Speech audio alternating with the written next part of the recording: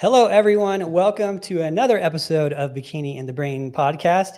Today's brain is the one and only. It's definitely not me today. Today's You're the brain, bikini today. no, Celeste has a bigger brain than me. I have a bigger head, but she's got a bigger brain. She takes up more space in the skull. We are here with Celeste Rains Church. Am I saying your name right too? Yeah, you are. Okay. I've known you for so long, and I don't even know if I say your name right. Yeah. So Celeste needs no introduction. She is the queen of the mindset in bikini. That's the new title. That's the new I title. like that. You know, Could be the queen of that. You know what you might be actually, Celeste? You know, there's always like a godfather of whatever the first person who That started is it. it.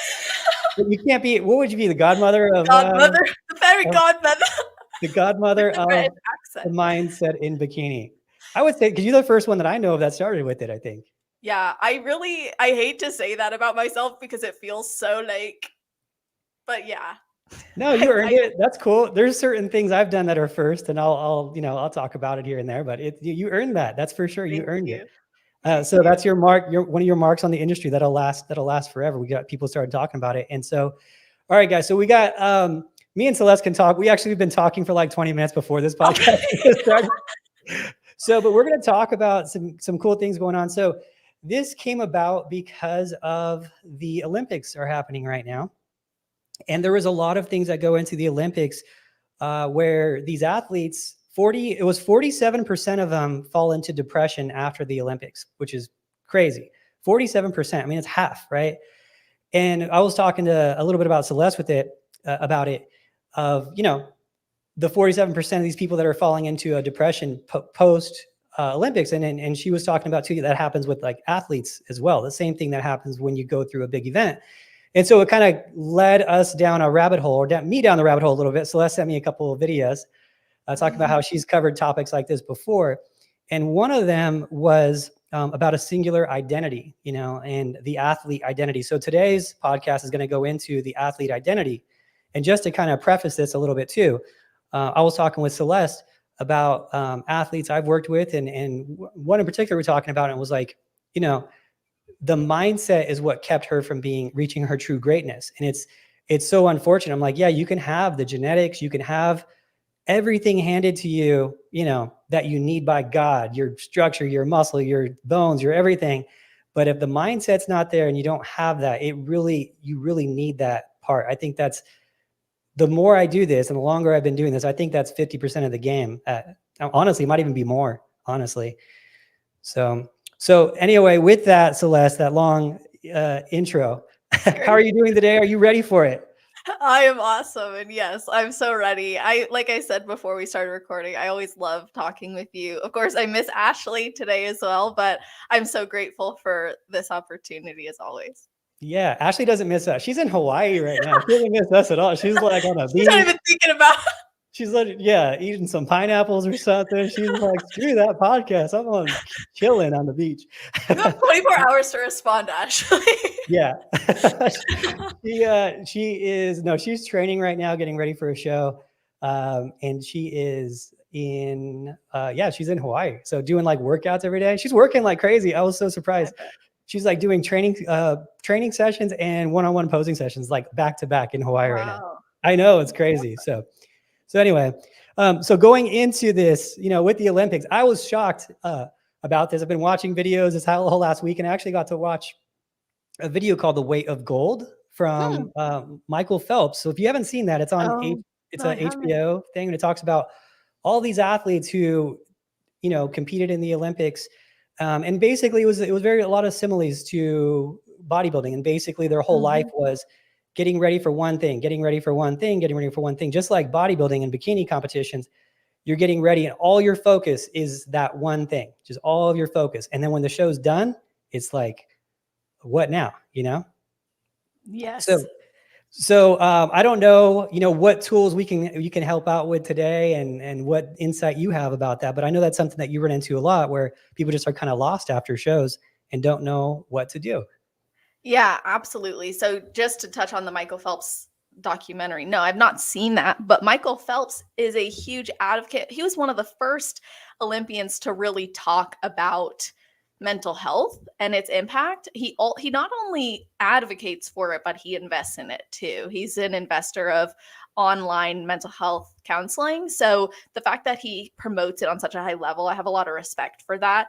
There's a couple of key things that we could probably draw in on from what's already been said. So number one is the what now question. The reason why I think that is a huge question is because there is actually probably too much weight put on the outcome. So I like to encourage a process-oriented mentality over an outcome-oriented mentality. Outcome orientation can lead to a lot of those swings because it makes, well, whatever it takes to get here is all that matters. So you'll see more extreme approaches. You'll also see some more extreme rebounds, and you're going to see those extreme mood swings because unless that outcome is achieved, then it's not so great. But the anticipation is actually the most stimulating thing happening in our brain. So it's the lead up that really matters. And if we're leading into it with this high stimulation in our brain of something very extreme, that process is being reinforced over and over again. But if the process isn't all that healthy for you, we will probably run into some problems, especially post-show. And then to kind of further off of that point, if you are a really gifted athlete, let's say you do have the genetic predisposition that's going to allow you to achieve or potentially achieve greatness in bodybuilding. You have all of the coaching you need, supplements, equipment, everything you could possibly imagine a professional bodybuilder or someone going on the road to pro needing. You have it. But you have kind of like that devil on your shoulder who has implanted maybe ideas about body image, about food relationship, about what you can do, what you can't do. That is going to be something that actually keeps you from maximizing the potential. A lot of people are afraid to talk to mental health professionals like me because they're like, you're just going to tell me to stop competing and stop doing. I'm like, no, I'm an athlete myself. So I want you to do this. I see the utility and the value in it, but we have to do it in a way that actually serves you to have longevity and have an experience that's worthwhile. We cannot do that with a big pendulum swing. So whether that's behavior, body composition, or actions and beliefs about the sport. But we also can't do that if you're constantly running into a wall and you're like, oh, well, I can just make up for that negative behavior with something else more extreme. Because you're going to run into, well, the only way to solve an extreme is with another extreme. And that's why I also don't believe you should walk away from the sport. I think that's just an extreme solution to something that's not really that problematic. So I'll start with that and maybe see what came to mind for you as I was going on that tangent. Actually, I like that last part of it. And you know what? I want to correct myself real quick. It was actually 80% of Olympians go through post-Olympic depression. 80%. Oh, and good. It's a higher number. Yeah. Well, I know it's worse, right? And then it was actually 40%, 47%. The number was people who suffer from depression after they get their PhD. So it was another example. So which is another example. And that's from firsthand experience too. Sometimes accomplishing your goals, people don't really understand. Sometimes when you accomplish your goals, a lot comes with it.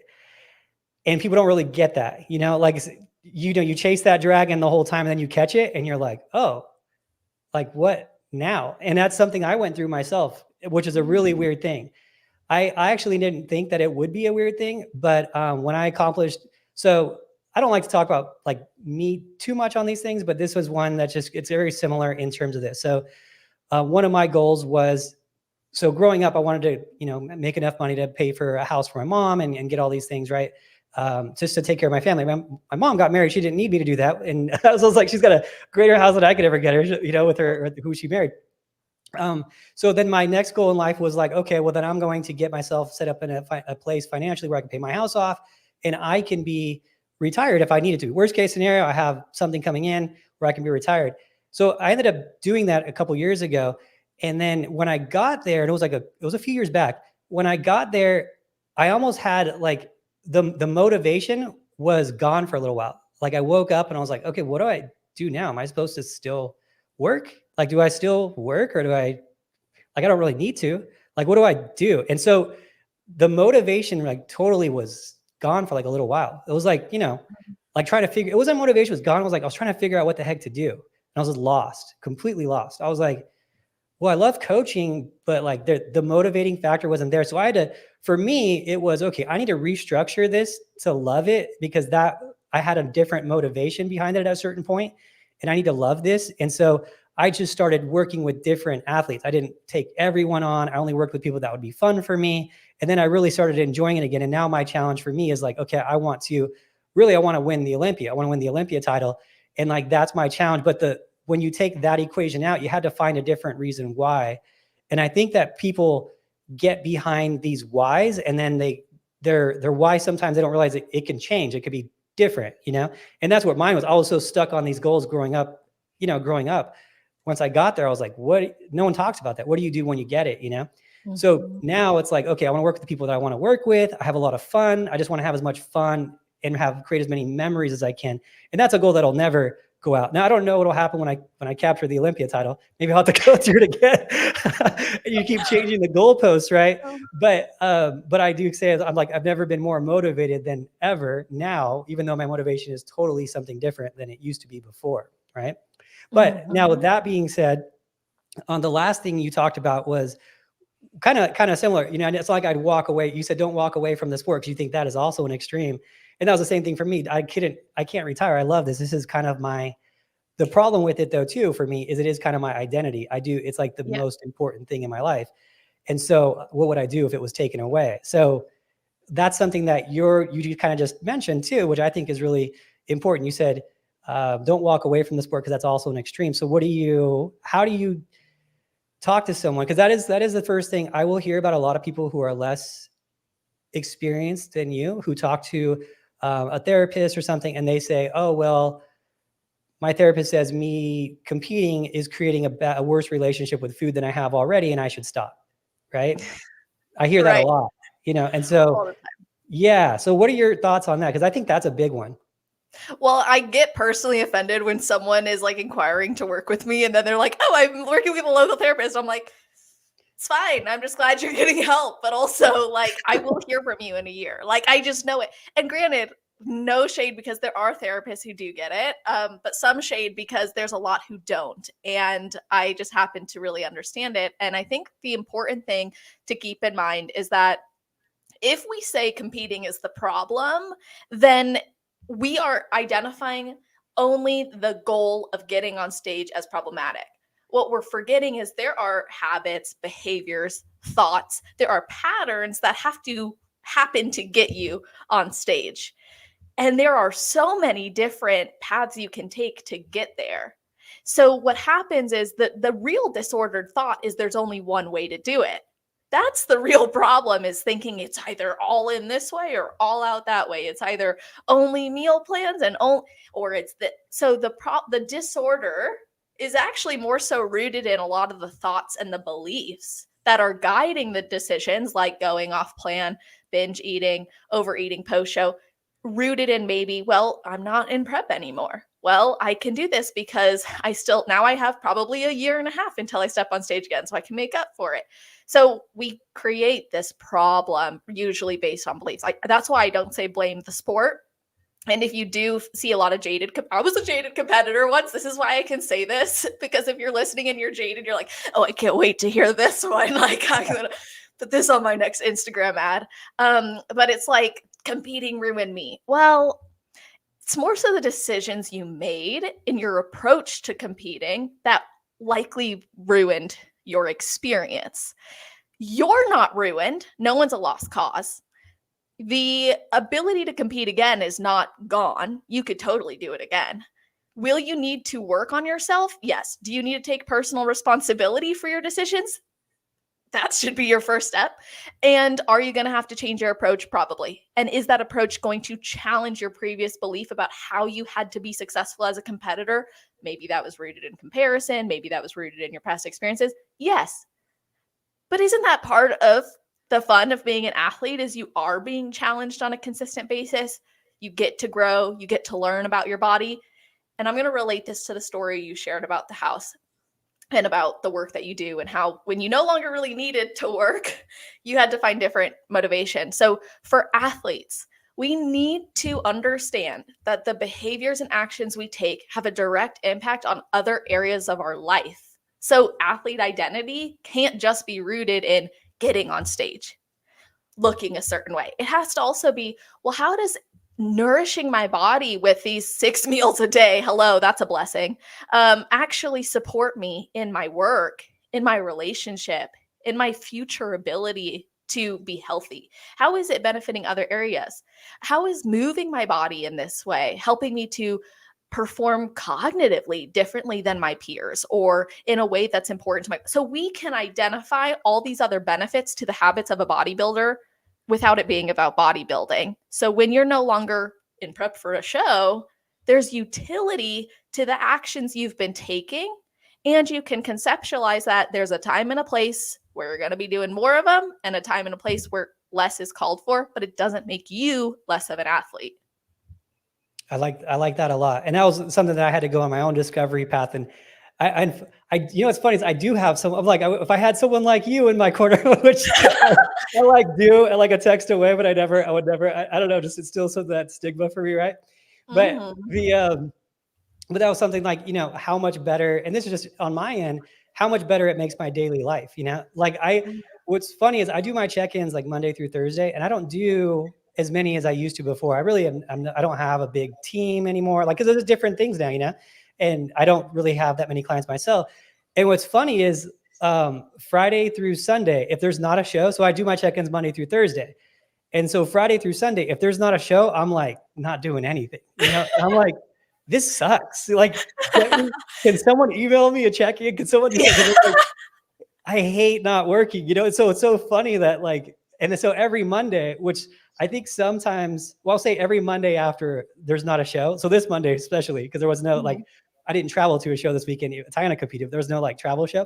Yeah. I'm like, everyone else is like, oh, it's Monday. I got to go to work. And I'm like, thank God it's Monday. I get to work. Thank God, you know? So it's like, the utility of it is it brings joy to my life. It brings me doing something positive in my life and actually being busy, which is a whole thing, like having purpose. I think people don't understand the value of that. They look at only the goal and they don't look at it's giving my life purpose too. You know, all those interactions you have at the gym, all those, and that's something I really do miss, is actually being at the gym, just actually saying hi to people and high fives and doing that. It's one of the things about online coaching that makes it a little hard. I actually missed it. I told Kimber, I was like, maybe I'll go and work at the gym, like front desk. Yeah, like one day a week or something. Back to your roots in a supplement shop. I loved that stuff. You know, it was really fun to do that, you know? But I think people forget that all the little things in the gym, like they forget about the journey and they only focus on the end. And accomplishing it is very short-lived. And even these guys, like in the video, like Michael Phelps and all these guys, there's probably like 10 Olympians, Apollo Ono. They had all these people on that documentary. It was really cool. And a few of them were like, you know, that joy lasts for like a couple days, a week. And then the Olympic village is shut down. And then no one kind of remembers. It's like you know, one of the figure skaters was saying, and she was like super famous. She's like, you know, in my world, like after one Olympic cycle, you're pretty much forgotten. It's the people in your sport that do figure skating, they'll remember who you are, but the general public, they don't remember you at all. So you're putting all this weight on this goal that you're going to accomplish. And, you know, if you only focus on that, I mean, it's going to be forgotten, you know, but it's the journey of your own journey, all the little things, all the people you met at the gym. That's the stuff I remember, like going through that. That's the things I remember. The getting off the stage thing, that was fun. Like getting on stage, getting your award, that was fun. I remember it, of course, but it was all the friends I made. I still have, I mean, it's been like 20 years, some of these people that I still will talk to once in a while, even if it's just sending Instagram DMs or whatever, like memes on Instagram. Memes. I'm a meme sender, especially Friday through Sunday when I'm bored. Oh my gosh. That's when people are like, oh, I'm on Do Not Disturb. I have like meme people, like Ashley's cats, like Kimber's, like everything. I got to talk to her more through memes sometimes than anything. At the end of the night, you're like, okay, I noticed you haven't watched all the memes I sent, so we're going to watch them together. It's so entertaining. So I think people forget about, that part, the journey, and those are the real things that you're going to remember along the way. And I think also where we get that kind of that singular identity where you're just an athlete, and that has a finite, a finite, ending to it. When you're going to, you're not going to be an athlete forever. It's not possible if you don't have any other plans. And I think that the one thing I took from bodybuilding, I think that really helped me in my life was the discipline and dedication that I learned through it. And the daily waking up to accomplish a goal really helped me in all other aspects of life. And then it led me to coaching, which, obviously I had the work ethic that gave me helped that so much. And I think people don't realize you're creating habits and you're building habits and you're building just instincts, of yourself, of how you're going to treat everything in your life. And you can learn so much from this. But I think the main problem I see with people is that they only focus on getting to the stage. And then once they get to the stage and they have that goal, they're like, okay, now what, And That's so right. what you're talking about, people getting lost and then just kind of, and I what sucks is talking about the post-show stuff and the post-show binging and the post-show weight gain. I get kind of the bad rep for it, right? Because everyone's like, Yeah, I always you say do. this. I do. But I'm so realistic about it. I feel like I'm so realistic, I think that's why you get a bad rep. Yeah, it probably is, right? You're logical. So sometimes people need like a little bit of that. I think you're right. I think I get a bad rep for it because I create like a standard to it versus everyone else is just like, you do what you got to do. And I'm like, no, and I think that the standard is pretty realistic. Just don't gain anything unnecessarily, but gain what is healthy and be realistic and be balanced in the off season. I'm a full fan of doing macros in the off season. Like, I'm like, I don't know what else there is to do. Like, just don't go 30 plus pounds when you don't need to, So if people do take offense to it because they are the ones who gained 30 plus pounds. And so I get the bad rap for it. And I'm like, hey, was 20 that bad? Is 15 really that unrealistic? So anyway. Yeah, well, okay, let me talk to that point really quick, if that's all right. Please. So first of all, I feel like you've grown a lot in that. Like, you have really, your mentality around that has shifted. I believe you used to really be stern about a number, 10 pounds. And so you got a lot. A percent. Then it was a percent. Yes. Yeah, 10%. No, it was 10% above stage weight. That was it. Right. Yeah. Okay. Yeah. So then I think where there was problems with that was that other things in life happen that can cause someone to maybe have an unnecessary amount of weight gain or an experience that's different. I know it's happened to me, even without binge eating. I've done that too. I have. So I think that's where there was a problem. But what I noticed is, as of late, your mindset is more clear. I think that the way that you promoted it before was really helpful for people to understand what Adam's about, understand what Team Elite Physique is about. You're also now being like, that doesn't mean we're not also understanding some people need to gain more muscle. You talked about this like a couple episodes ago. Yeah. It doesn't mean we don't see that there are some people who really don't need to gain much more because they're actually maintaining at a health and they're eating well and they're looking and so on and so forth. So I think that your mentality's obviously evolved, and you're right. When you're in that zone of I've gained 30 pounds, the last thing you want to hear is someone say, yeah, I did too much. Yeah. You don't want to hear that. But then there is a time in an athlete's journey where maybe they've grown a lot and they can look back and go, yeah, that was too much. Yeah, that was difficult, because they go through that prep and they're like, well, that made it a lot harder. And now I have to be better about it. So you kept it real. I don't think anyone could ever say you haven't. I know that for me personally, there's been those ups and downs, but I know as an athlete, in that evolution of self and growth and food relationship, body image, life, things have gone more smoothly. And that speaks to the athlete identity as well. What's happening in your external life can influence your performance as an athlete. So another thing to consider is athletes in the bodybuilding space, or any space. Let's take it out of context of bodybuilding first. Like an Olympic athlete, they win and now they're in press conferences, they're on magazines. They just want to be an athlete. So a lot of those people are like, I am terrified to speak behind a microphone, or I don't want to have a photo taken of me in a cute outfit or kind of over glamorized when I'm literally a swimmer. So I think there's an element of I was just an athlete and that's all I wanted to be, but now at the level of athlete I am, there's this expectation. And so now let's bring it into context with bodybuilding. Someone maybe wins a show and they're like, "Oh, now I have to do this post-show interview and I'm nervous about being interviewed as the overall champion. I don't like that. I don't want to do that. I just wanted to bodybuild." So that can actually pose resistance to achieving the goal you want because you're so afraid of what could happen if I achieve it. And similarly, you could achieve it. You're now put under other stressors that you didn't expect. Maybe your DMs are blowing up. You're being invited on all these podcasts. You're getting this opportunity to come do posing workshops. And all you wanted was to become Miss Bikini Olympia. And maybe that's really all you wanted.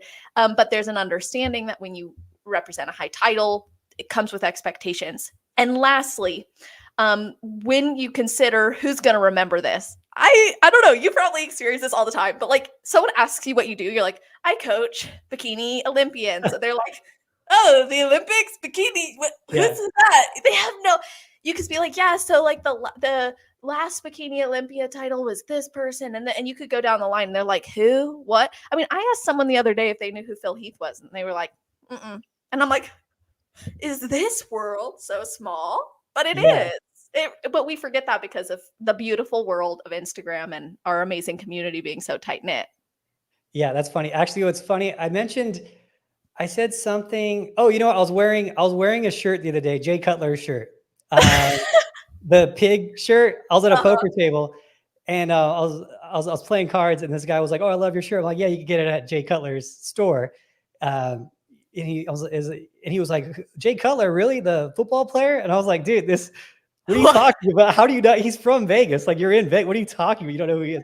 So it's like, it's so funny. But in our world, yeah, our world is, I do like that about our world because you could be like super, super known in our world and then you can go to the store and still not have to Exactly. worry about it. Yeah. I would never want to be like famous, like where you can't go to the grocery store or you can't go to go out to eat dinner or whatever. So yeah, there's a funny story. In Denver where when Peyton Manning was quarterback, Uh-huh. he went to a restaurant with his wife, but he's super, super famous. So he's dressed as Santa Claus Oh my, with him and his wife. So they ate their whole dinner, the Santa mask, everything, just so they could go out in public. And wow. someone still recognized him and who was like, walked over to his table, was like, "Great job on Sunday." No. He's a big guy. I mean, That's crazy, right? But no, I think so. You're saying that sometimes the fear of success, fear of actually accomplishing those goals will restrict people from reaching their true potential. You think sometimes the I self-sabotaging is what you're saying? yeah, I do believe so. I think there's a level of self-sabotage that can come with the pressure perceived with a win or the pressure perceived with gaining more momentum. Like you see this sometimes in athletes so close to their first national show and then they start binge eating or they are kind of phoning it in with their cardio or they're not showing up in the way that they previously were when they got nationally qualified. Maybe they won an overall title. It's almost like that high came down a little bit and then it hit them. Oh, now I got to go to nationals. Or they had the high of the win and they're super excited to go to nationals and they don't achieve what they expected and now they feel like they've let people down or they haven't fulfilled this identity. So there are some self-sabotaging things that can come up when you think about fear of success and also fear of failure. Yeah. And it's funny. I love talking to you because some new things get uncovered that I don't really, because that's something I never really thought about too, in that side of it. Cause I've never really thought about, Uh-huh. you know, That being scary. yeah, yeah, especially even like the little things, like what happens if you're successful? I'm like, what do you just keep going? You just keep going. Right.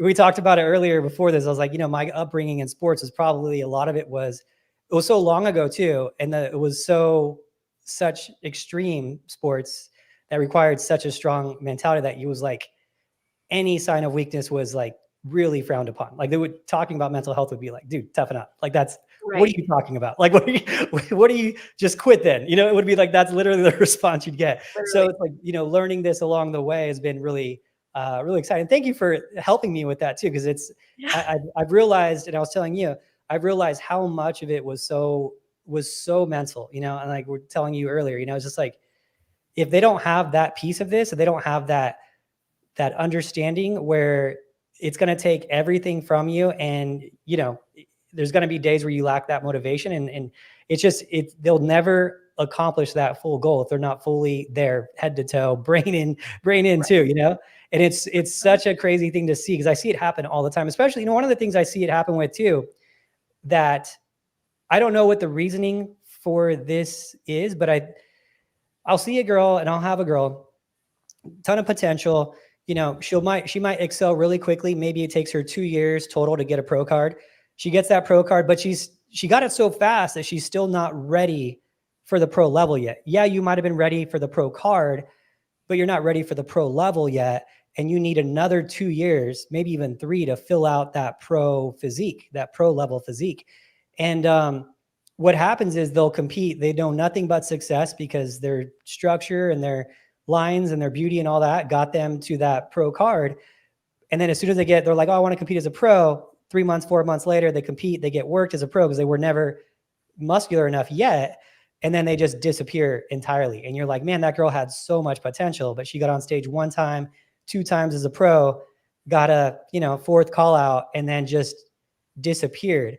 I don't know what causes that. One of the things that I've kind of wondered about, if this was it, was that a lot of times athletes that are in bikini, a lot of them, this is their first sport. They might have done something, but not like a singular sport. Maybe they did a cheerleading or something like that, but not a, single, I'm the one to blame entirely for the sport type of thing.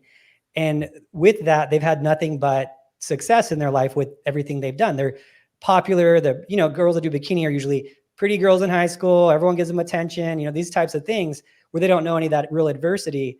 And then they face that first taste of adversity and they're just like, bye, I don't know if that's just a jump to something, but I've seen it be a common thing. And I don't know what your thoughts are on that and how to kind of work around it. Great point. I think that comes down to resiliency. So some people are just more resilient than others. That sounds harsh, but it's true. You can build up resiliency. You can expose yourself to challenges on a consistent basis. You can overcome those challenges.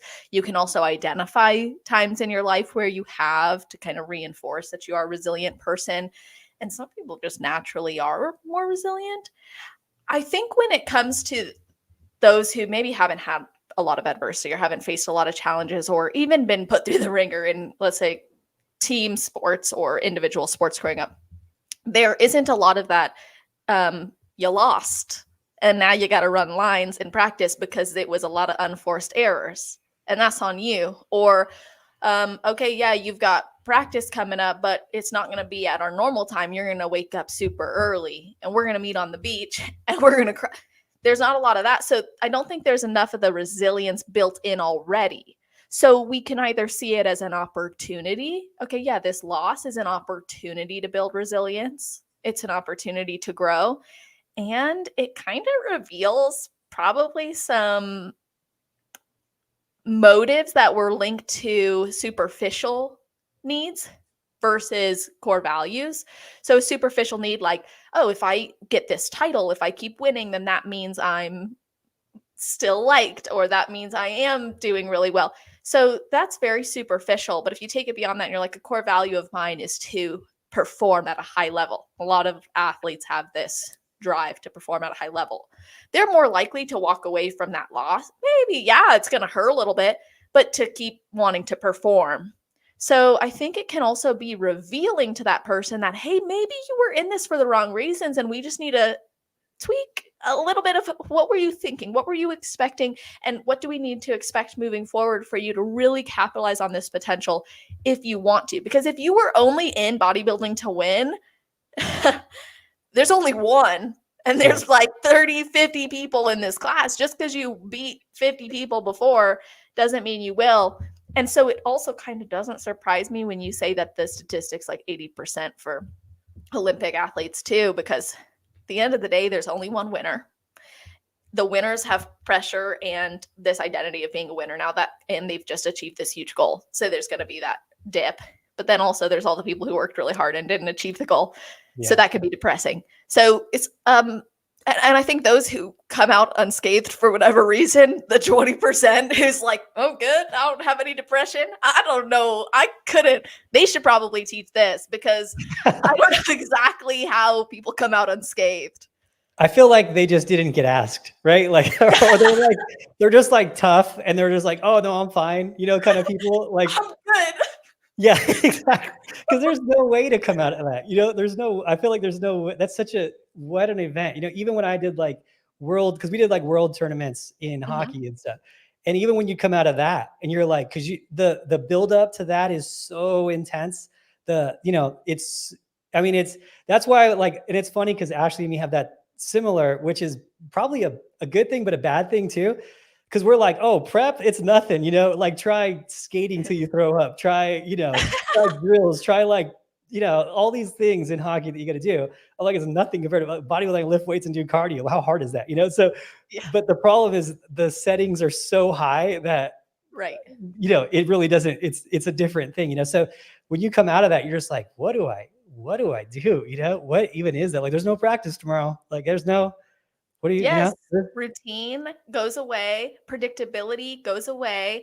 Also knowing what to do next. This is why I think athletes also sometimes do gravitate towards competing because it maintains a level of consistency, routine, and being told this is what you got to do to be better.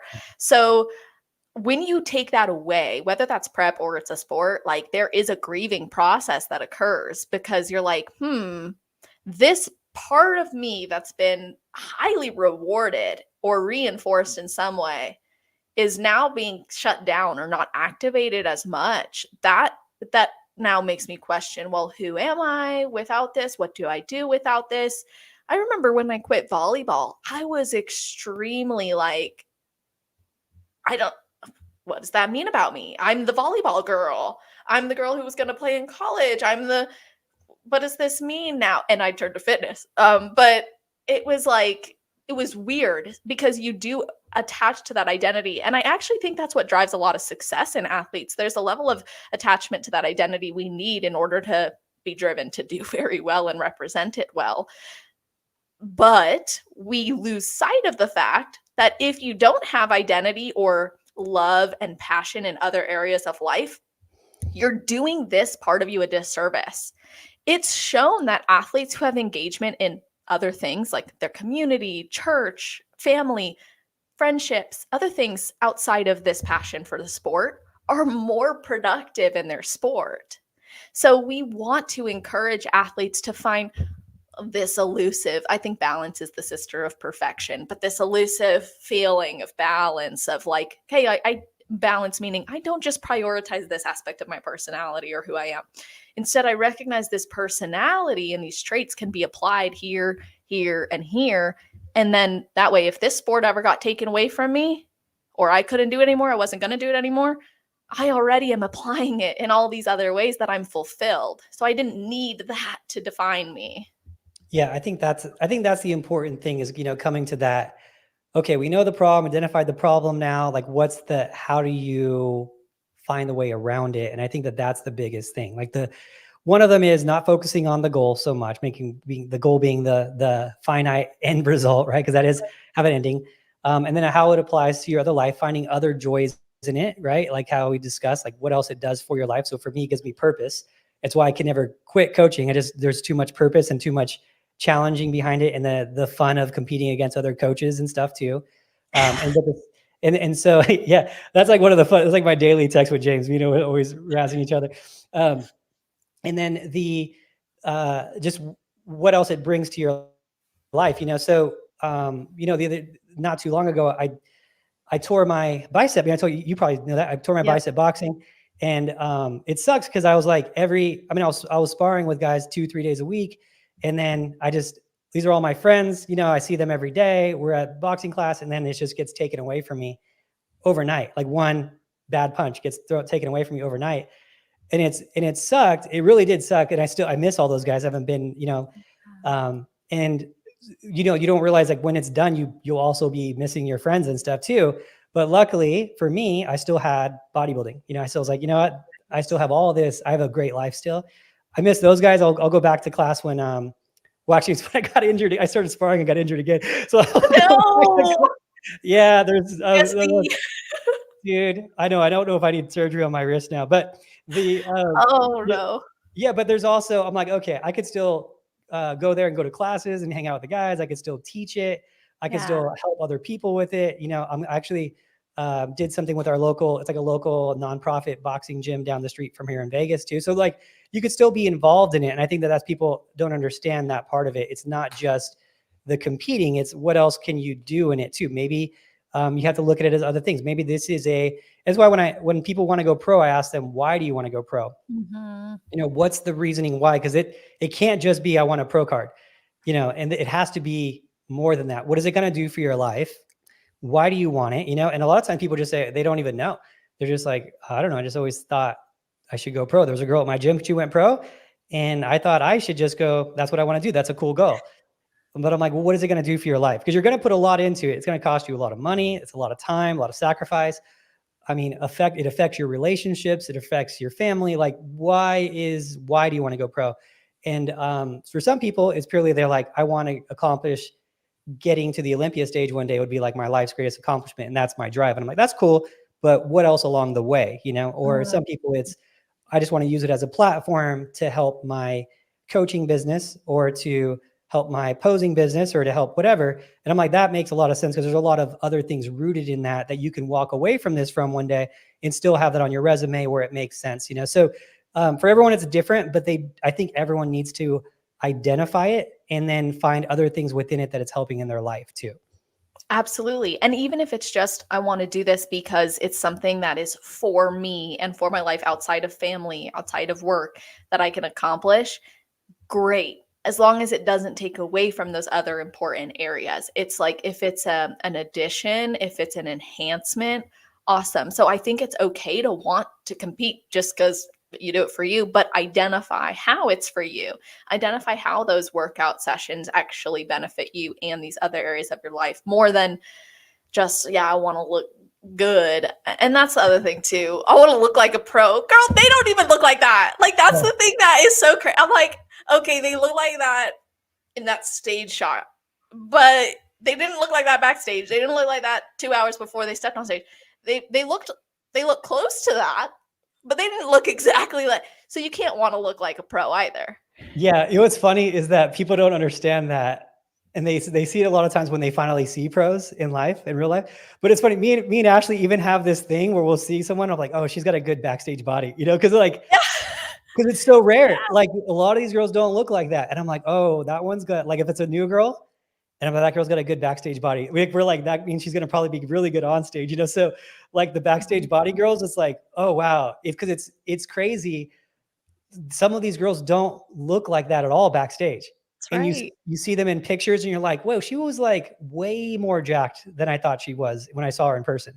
Like way more jacked. Like not even on the same. Literally Isn't every even pro I've ever met is more jacked on photos than in person. They're actually like, and this is not a diss on any of them. It's just no. genuinely like every pro I've met, I'm like, you're smaller than like I don't. Why am I bulking? Like you are smaller than how am I still being told to grow? It's just the density, obviously, and like they look more conditioned. They have a lot more time, but it's like I've been lied to. Yeah. Like by myself. I've made this story up. They're not that All of big.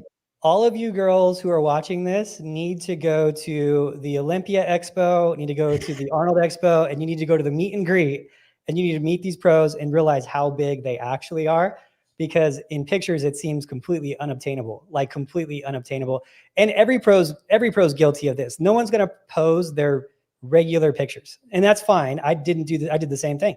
Everyone's gonna pose the pictures they look good in, under the best lighting, under the best when they're in shape for a show. Like it's no one's posting, off season bad lighting pictures. Like no one's doing that. So Especially it's if they're building a brand off of it. It's like they're probably not.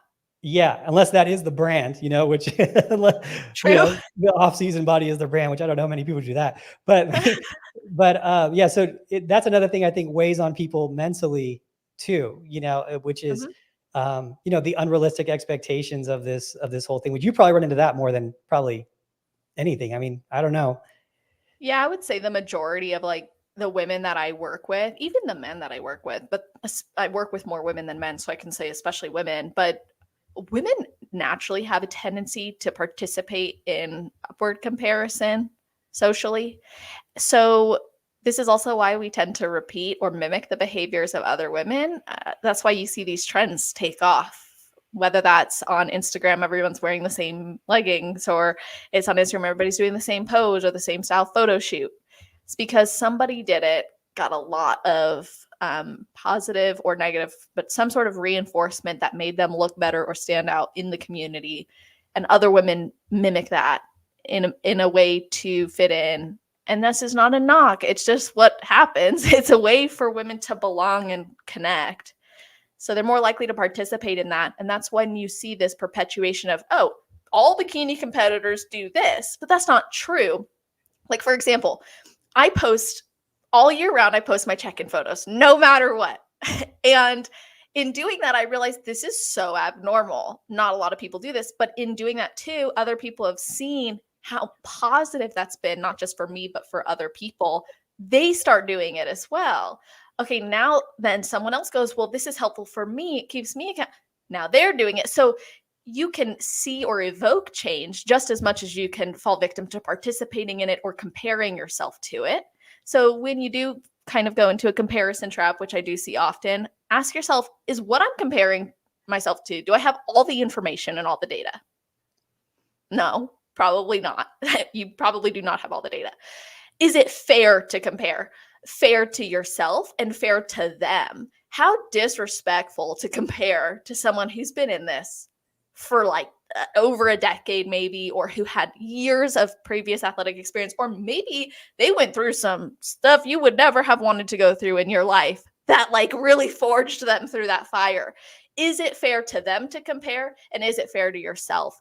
And then how is comparison offloading responsibility?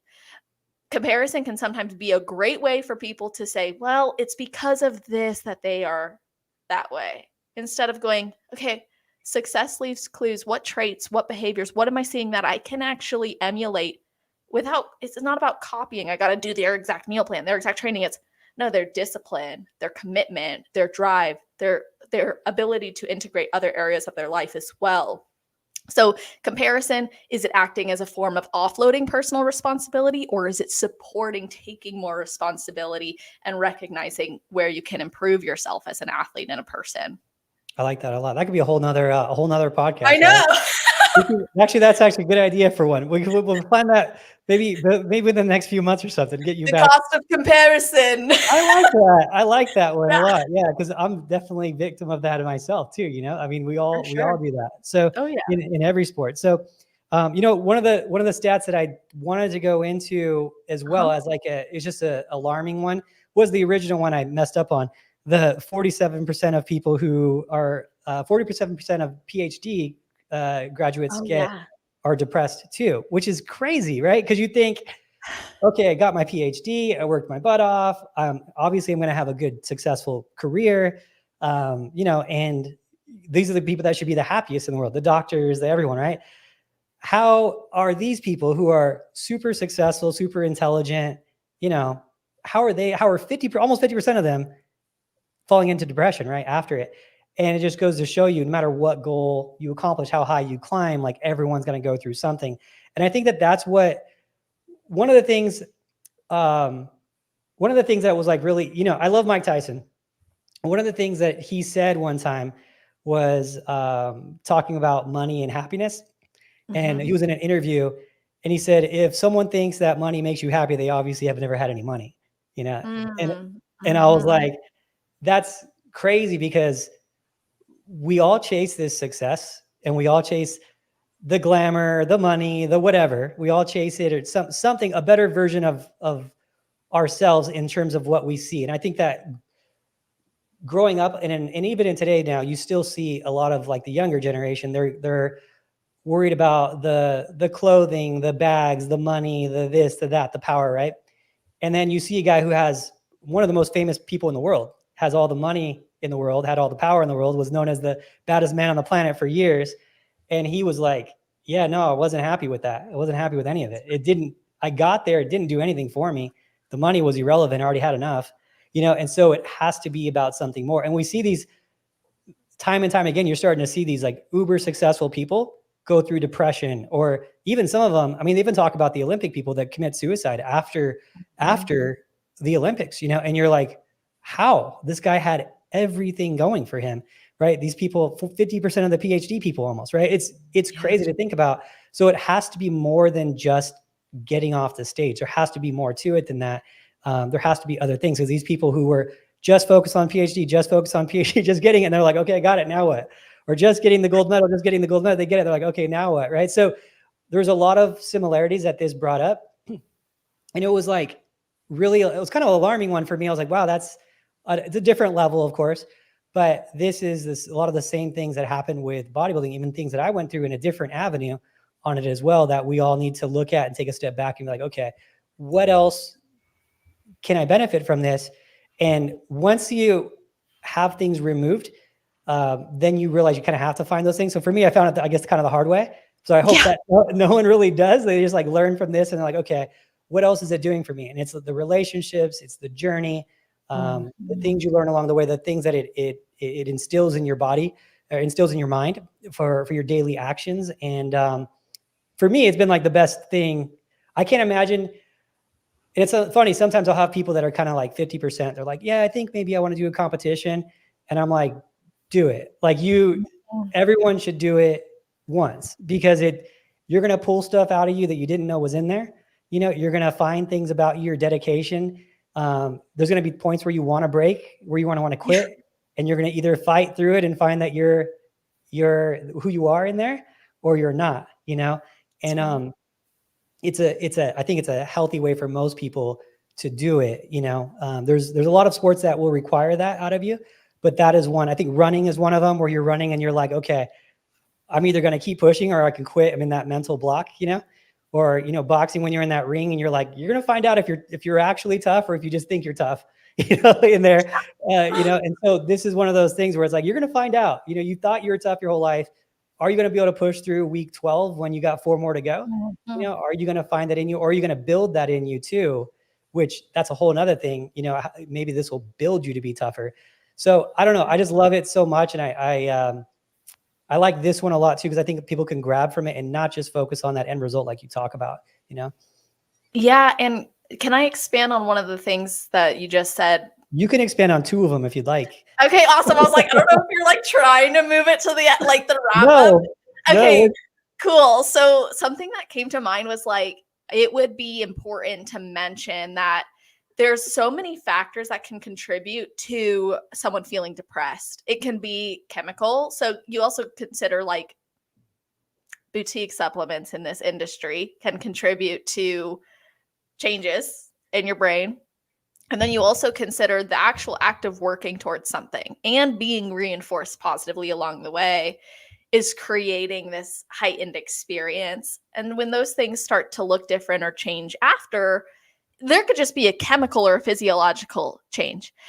So I think all athletes should be monitored, I guess you could say, for that alone post any competition or sport event.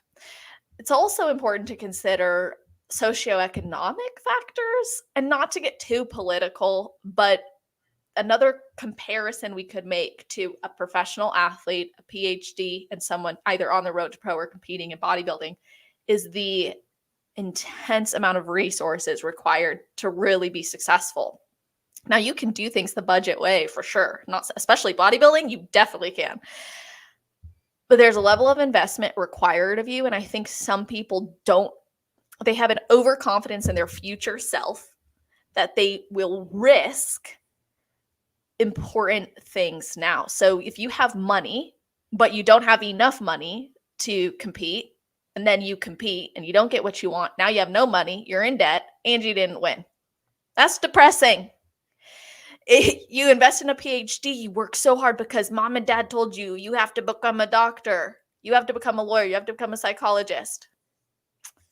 You didn't ever want that. And now you're in debt. You didn't want that. You're trying to grow a family and you're saddled with this weight of who actually am I? Because I only pursued that because I was told to.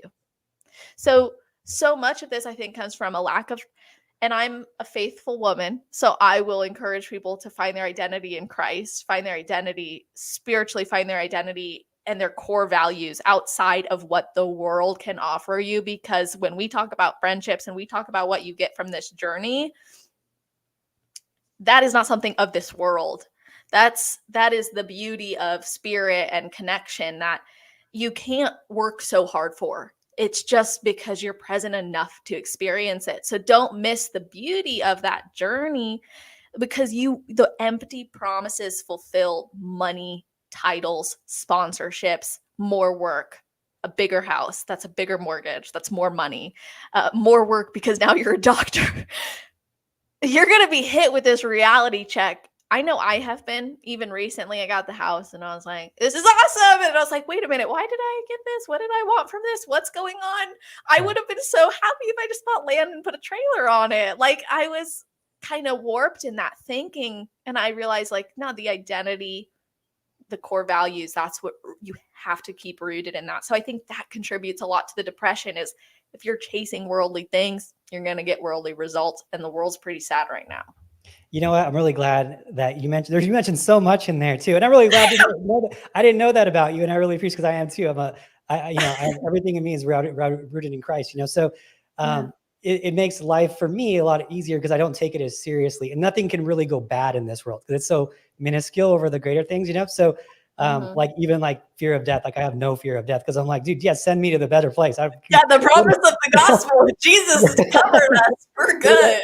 Yeah, that's a whole other thing. But it just makes everything seem so minimal here, right? It's like, oh, I'm living for a greater purpose after this, So, but one of the things that you touched on too is, I think a lot of people will work extremely hard to get things that they realize they don't need. Yes. And so I did that multiple times, and it never brought me anything more than a couple weeks of joy, but it was like a lifetime of sacrifice to get it. I had a huge house. It was cool. It was cool for a little while. It was like, and I had it, and like, I'm closing on it on the 30th, is selling, right? My mom's like, oh, it's going to hurt to sell that house. And I was like, yeah, I worked my whole life to get this house. And then I got it. And then, like, it's huge. And so Kimber's like, yeah, I really like our new house. It's not as big, and it's like everything becomes crazy. You need people to take care of it. You need, cleaning. It's crazy. For Kimber is like tiled floors of like 4,000 square feet of tiled floors. So like, it's like 10-foot ceiling. So your air conditioning bills like crazy. Your taxes are higher. Then you start making more. So then you need people to manage money, and you need accountants. You need to write things off. I did all these things. And then even when I first started doing okay, when I was younger, and I bought like my first like nice car, I was like, oh, I'm going to buy a supercar, because of what I wanted my whole life. I see all these pictures of these supercars. So I buy it. And then for like a week, it was so cool. And then after that, you realize, oh, you're driving it and you're afraid someone's going to hit you. You're afraid of parking it in a parking lot because someone might door ding you. Like, the whole thing, you're walking around scared the whole time. And I'm like, dude, just get me a cheap little car that I don't care about, so someone can ding it and I just don't care. Like, so you realize, like, these goals that are set for you in life, especially the financial and worldly things like you talk about, are so superficial that once you get them, you're like, oh, okay, I guess I got it. Like the bags that people chase and the jewelry that people chase, the cars, the house, and you're like, okay, cool, I got a big house now. Like, now what? Like, it's just me in here. It's pretty, it's, you know what I mean? It's like, it's why I'm not having parties. I don't race my car. I live in Vegas. You can't drive anywhere fast. Like, so it's like, what, it's like, what? And then you realize, okay, there's gotta be for something else. It has to be for something else, because I'll never spend the money I make. Never. I spend like $100 maybe a day, like $50 to $100 a day. Like, on a crazy day, it'll be like $300. I'm like, oh my gosh, that was a lot of money. Like, and it's probably at the grocery store. Yeah, it's like a dinner, and I'm like, this is a little bit much for dinner. So like, I'll never do it. So it's like, you realize, okay, everything has to be for something else. And for me, it's like the journey of coaching and the relationships and the fun of it and competing and the ups and downs of it, and some of it sucks, sometimes the travel sucks, but the competition of it and what it does for my life. And I think that people really do focus on that. I want to be Miss Olympia. I want to make a lot of money. I want to, like, that. Once you get it, it doesn't do what you think it does. It it doesn't do what you think it does. The money, the it's all cool, the fame and whatever comes with it, it's all cool, but it has to be for more than that. It always comes down to this, the fun of the day, the relationships, and having a purpose per day, for me at least. I don't know about for everyone else, but the other things go away really, really fast, like days after you accomplish them. It's crazy. So yeah, I like that the Olympics brought this out, but it does a lot of similarities to our lives, you know? It really does. And I think that if there was something that I wish more athletes, especially entering this sport or climbing in this sport, could hold on to, is that who they are is so much more valuable and important than what they accomplish or can accomplish. And when you find ways to contribute or connect, you'll likely be way more fulfilled in the process itself. And Adam, on a funnier note, when I left Vegas, like last time I did an event in Vegas at your when was that? December? Before the Olympia that year. Okay, So I left the contest prep center. I turned right. I did not speed, okay? I elevated my speed maybe quicker than you would like. And I do have a car that has some giddy up. But I got pulled over and the cop I got a ticket. Not even kidding you. I did that whole I left and I got a ticket. I was like, you are killing the mood. He pulls me over and I was like, look, I know I wasn't speeding, but if we'll go with it, whatever. He was not gonna have a conversation. That ticket was written, ready to hand, and he knows I'm out of state. So I get back to Arizona. I'm going on a little bit of a rant, but it's great. So get back to Arizona.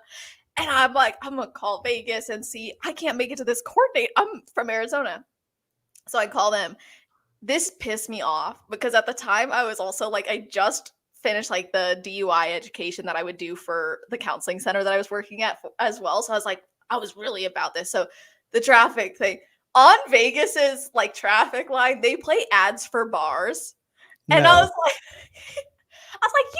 most of these cases are probably DUIs. They really did? I'm not joking. You could advertise? It was like, yes, an advertise. This is a government line. I was like, something needs to be done about this because it's like picking on such a vulnerable population. That's crazy. I know. So then I called them. I was like, I can't fight this ticket. What can I do? They're like, oh, well, if you pay us this much money, we'll just mark it as a parking violation. And it won't go on your record. You want to be like, I'm like, that's how y'all make the money over there. No, that's how they do it. Okay, so you want to hear a funny story? This is funny. It actually is now really funny. So I'm 42 years old. I have only gotten one ticket in my whole life, and it was on the same street as you, Maryland. It's on Maryland, right? Because it's 30 miles per hour in Maryland, but it's like a 45. Looks like 45 street. I got that maybe 32 miles per hour. Dude was like, oh, you were for sure going 50. I'm like, 50? I just turned. I was like, I just turned out of the contest. Literally not even a block. How did I get up to 50? Yeah, that's Maryland. Yeah, that's crazy. So, well, we have something in common now. Love that.